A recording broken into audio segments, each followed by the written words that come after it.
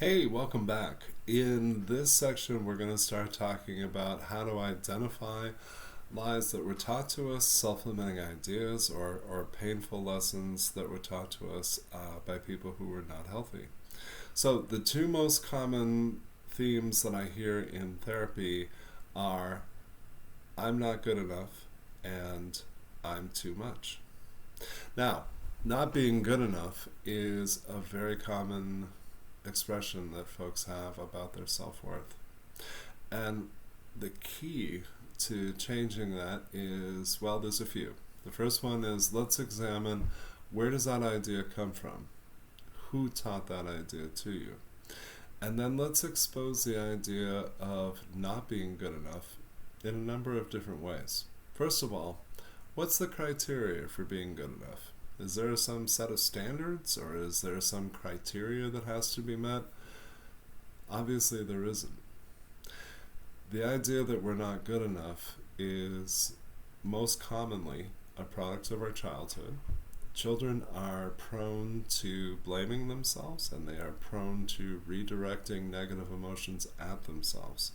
And this is actually adaptive for children to do, as sad and as tragic as that is. A child who grows up in an unsafe situation learns that it is not safe to express vulnerable emotions, learns that it is not safe to express wants, needs, or feelings. She learns what Gladys Black referred to as the rules of an alcoholic family. So what I've learned over the years is that we have a whole body of literature and research that demonstrates the types of characteristics and false beliefs that children tend to develop when they grow up in families where addiction is present. What I've learned is that those same lessons and same characteristics tend to be learned in families where addiction is not present, but different forms of abuse and or neglect are present. So the child reasons essentially that her needs are not being met because she has failed, because she is not enough. Or perhaps she is even told that she is not good enough. Perhaps she is told that she is bad. And it's terrible and wonderful. For all of my clinical training, I most often quote Facebook memes. And the meme that I'm going to reference right now is how you speak to your children becomes their inner voice. So think about that.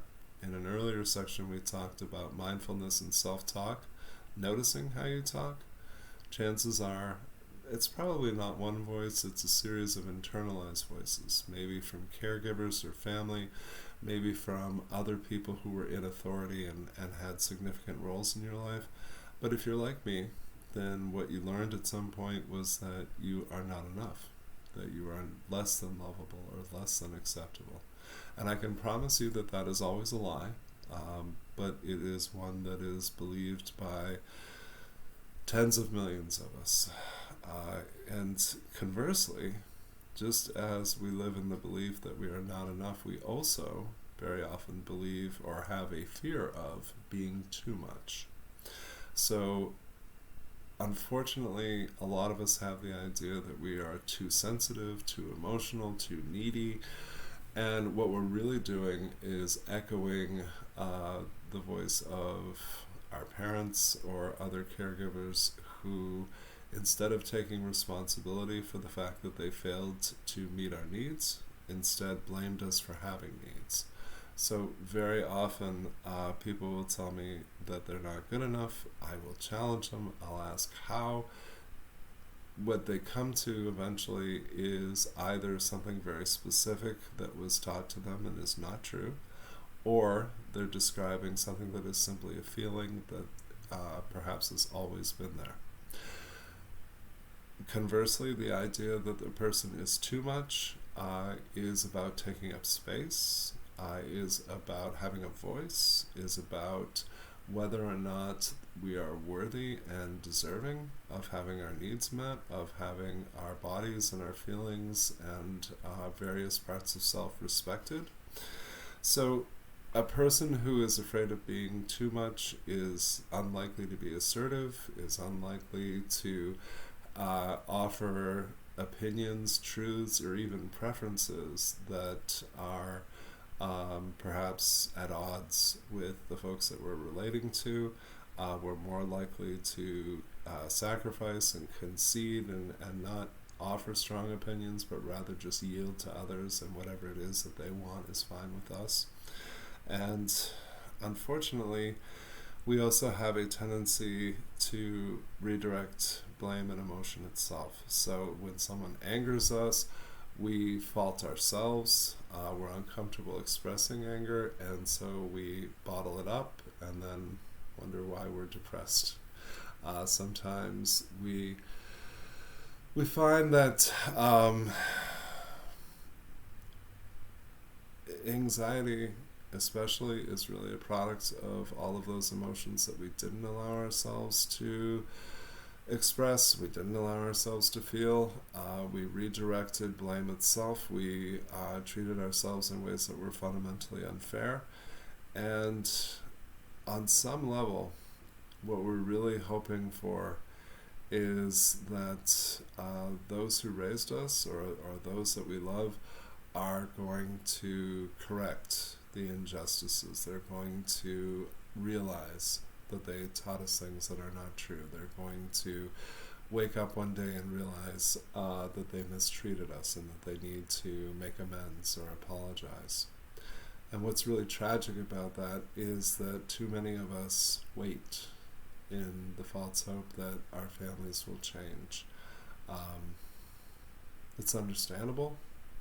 I say that it's adaptive for a child to do it because alternatively, if the child comes to the conclusion that her needs are not going to be met, no matter what she does, then that's going to be extraordinarily damaging. If the child blames herself, very often as children, this is where perfectionism is born for us. We reason that if I do everything right, then things will be okay, or if I do everything perfectly, then no one will abuse me. We develop a tendency to strive, to constantly seek to become better, to behave in a way that's more conducive or better, or ways that we think will earn love and appreciation. What I've learned in my adult life is that the entire time that I was waiting and hoping that my family of origin would become healthier and would help me to become, or to feel more loved and accepted, I wasn't allowing new people to come into my life because I was waiting for the folks who had always been there to step up and change. And my therapist gave me an invaluable lesson about that. She said, you don't have to give up on your family. You just have to stop waiting for them. Because the opportunity to have friends and colleagues, the opportunity to have kindred spirits and chosen family were things that I was turning down for a long time.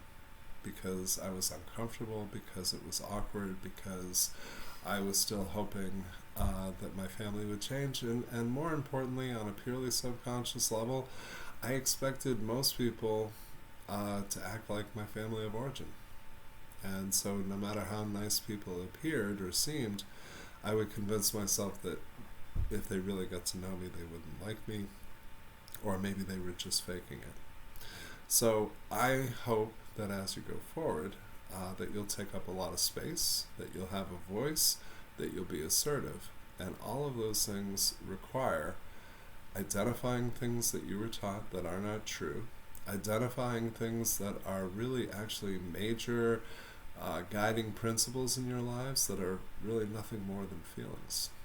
Feelings are not facts, and they can't be the basis for our decision making, and they can't be the basis for our self-worth. Feelings just are. They change from minute to minute. They don't need to be judged. There's emotions that we see as good and bad, but the truth is they're all simply part of a healthy human experience, and learning how to identify them, cope with them, and express them is vital for us to getting better. But I guess the question that I'll leave you with today is, what do you believe that isn't true? What does your heart say that you know is not fact? And let's start exploring ways to work past that, because you deserve much better than the lies you were taught.